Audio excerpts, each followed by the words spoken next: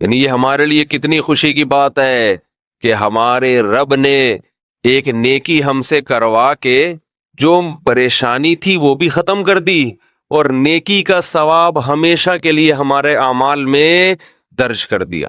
جب انسان گناہ کرتا ہے تھوڑی دیر کی لذت حاصل ہوتی ہے، یہ لذت تھوڑی دیر بعد ختم، اور نحوست اور گناہ اور اس کا عذاب آپ کے اعمال میں ہمیشہ کے لیے لکھ دیا گیا۔ ایسا ہوتا ہے کہ نہیں ہوتا؟ بد نظری ہے، انٹرنیٹ پر کوئی فحش چیز دیکھ رہے ہو، زنا کر رہے ہو، کچھ حرام کھا رہے ہو، تھوڑی دیر کا گناہ ہے، لذت تھوڑی دیر کی ہے، مزہ تھوڑی دیر کا۔ کوئی گناہ ایسا نہیں ہے جس میں ہمیشہ کا مزہ ہو۔ اللہ نے انسان کی خواہشات کو محدود اور صلاحیتیں بھی محدود۔ جو لوگ جوانی میں زنا کرتے ہیں، ایک بار کریں گے، دو بار کریں گے، ان کو زنا میں بھی لذت نہیں رہتی، پھر وہ عادت پڑ جاتی ہے حرام کی، گند میں منہ مارنے کی، لیکن وہ لذت نہیں رہتی۔ اور جب عمر آہستہ آہستہ بڑھتی ہے، بڑھاپا آتا ہے، تو ٹھڑک باقی رہ جاتی ہے، زنا کرنے کی طاقت ختم، مچلتا رہتا ہے، ہر وقت سسکیاں لیتا رہتا ہے، ایک ٹینشن ساری زندگی کی۔ لیکن طاقت کیا ہو گئی؟ خوب سمجھ لے، جو جوانی میں زنا کرتا ہے، خوب سمجھ لے بڑھاپے میں زنا کا جذبہ کبھی بھی ختم، بول لینا، نہیں ہوتا۔ اس خوش فہمی میں نہ رہنا کہ ہم جوانی میں زنا کر رہے ہیں تو بڑھاپے میں خود ہی چھوٹ جائے گا، نا نا نا نا نا نا نا، یہ بہت بڑی بھول ہے۔ زنا کا شوق بڑھاپے میں، اگر جوانی میں نہیں چھوڑا زنا تو بڑھاپے میں یہ شوق ختم نہیں ہوتا۔ اب خود سوچو، ایک چیز کا شوق باقی ہے لیکن اس کی طاقت ختم ہو گئی، کس قدر ٹینشن ہے، کس قدر عذاب ہے یہ۔ جن لوگوں کو جوانی میں لڑکوں سے بدفعلی کی عادت ہو، خوب سمجھ لو بڑھاپے میں یہ عادت کم نہیں ہوتی بلکہ بڑھتی ہے، لیکن برائی کی طاقت ختم ہو جاتی ہے۔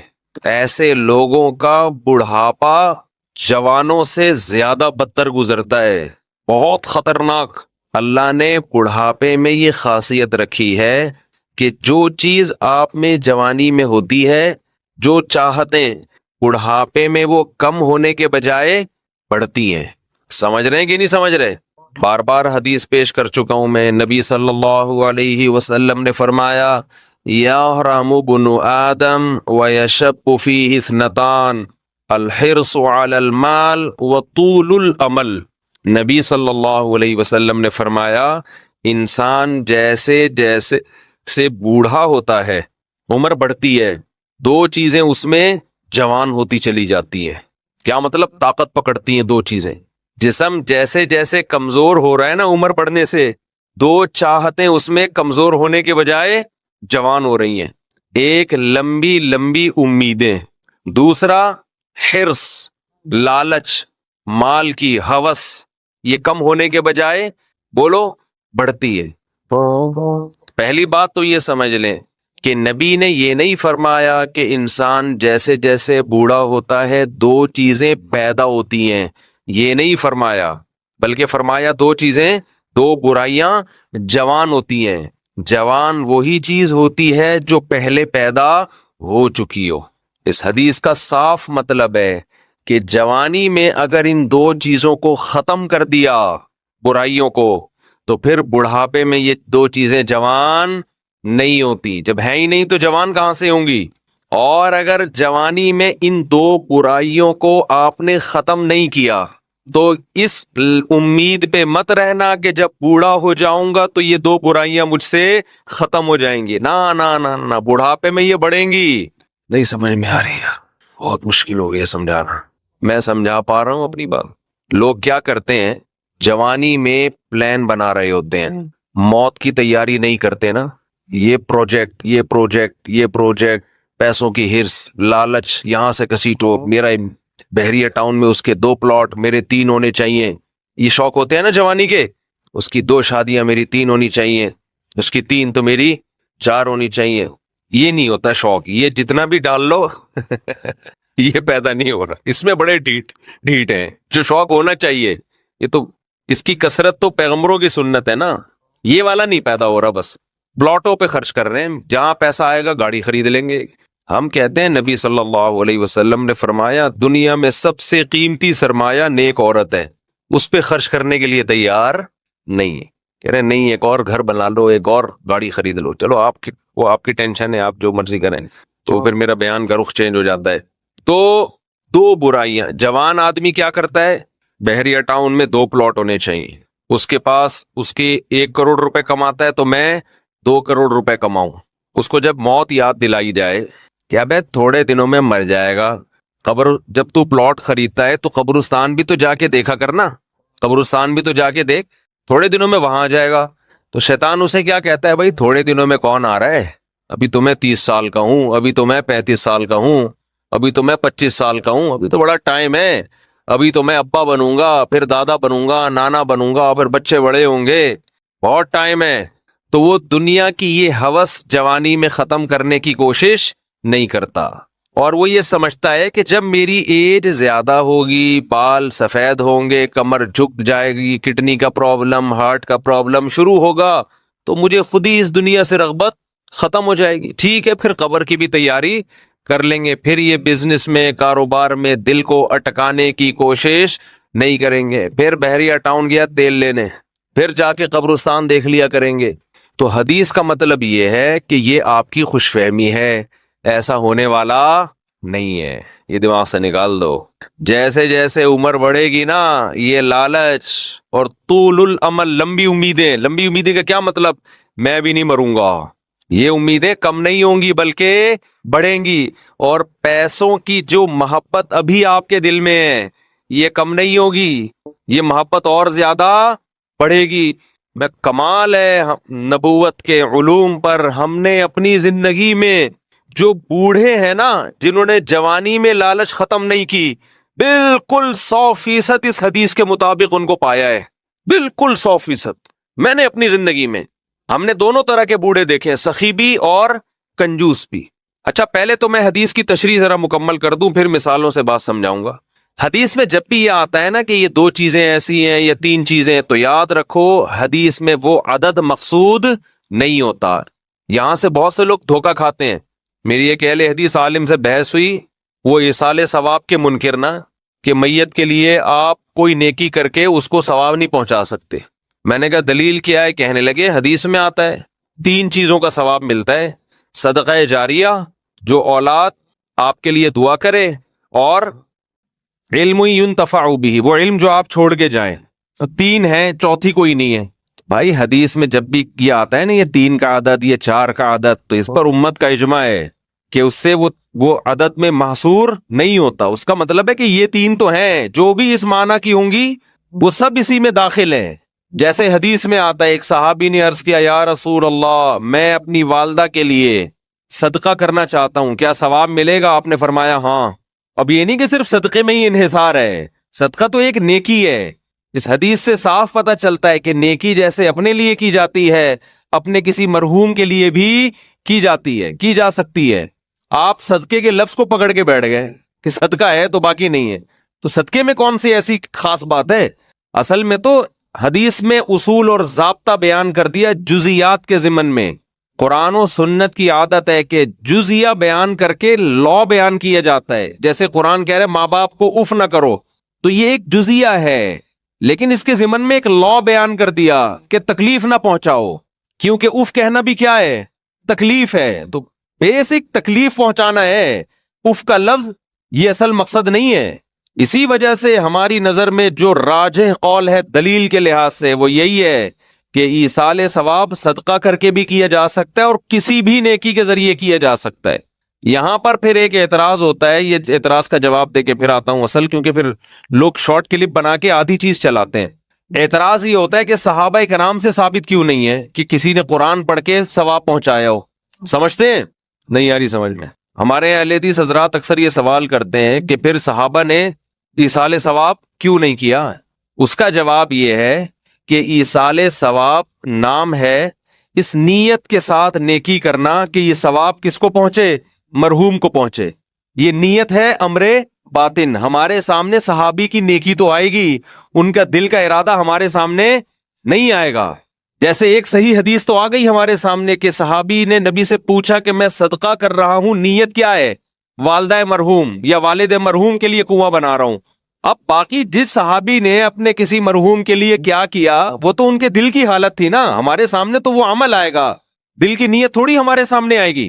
ہاں اجتماعی سطح پہ کسی نے مرحوم کے لیے کچھ کیا ہوتا وہ پھر چھپنے والا کام نہیں تھا، وہ نقل ہوتا، اور ایسی کوئی حدیث نقل نہیں ہے۔ اس لیے ہم کہتے ہیں اجتماعی سطح پہ ایصال ثواب ناجائز ہے، بدعت ہے۔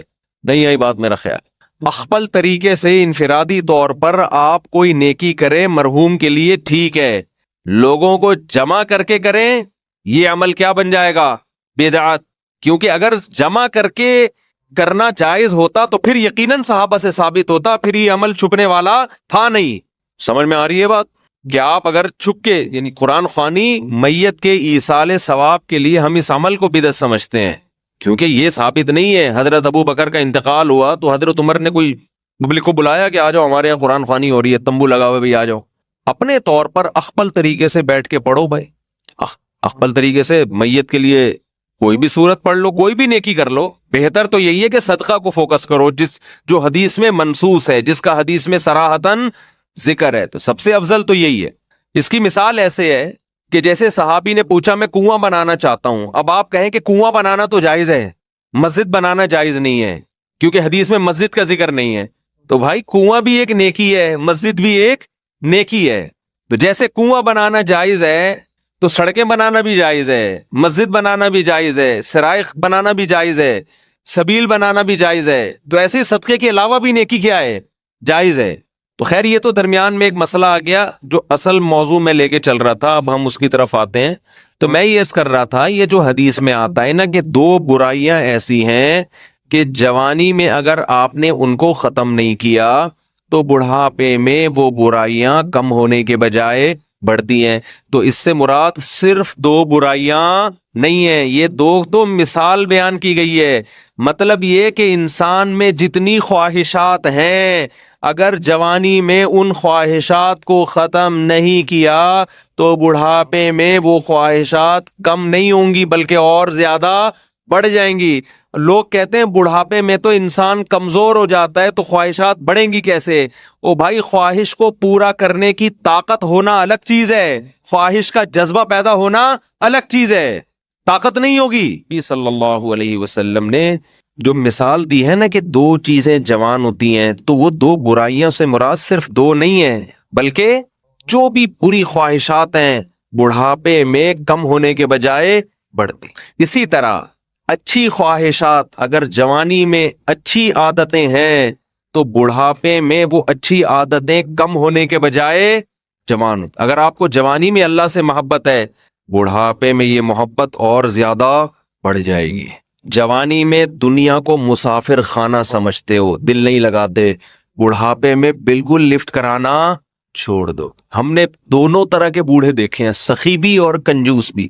جو سخی ہوتے ہیں وہ بہت سخی ہوتے ہیں کیونکہ وہ جوانی میں سخی ہوتے ہیں نا، تو یہ سخاوت بڑھاپے میں ان کی بہت زیادہ بڑھ جاتی، پھر وہ جاگیروں سے دل لگانا بالکل چھوڑ دیتے ہیں۔ اور جو کنجوس ہوتے ہیں نا جوانی میں، بڑھاپے میں اللہ کی پناہ آدمی کانوں کو ہاتھ لگاؤ، نوٹ نظر نہیں آ رہے ہوتے، ایسے ایسے گن رہے ہوتے ہیں بیٹھ کے۔ یہ میں نے اپنی آنکھوں سے دیکھا ہے، نظر نہیں آ رہا نوٹ، دیکھ رہے ہیں یار کم تو نہیں پڑ گیا، یوں کر کے نا چیک کر رہے ہیں کہ اس میں اصلی ہے۔ ابے اب تو نقلی بھی ہے تو کیا کرنا ہے؟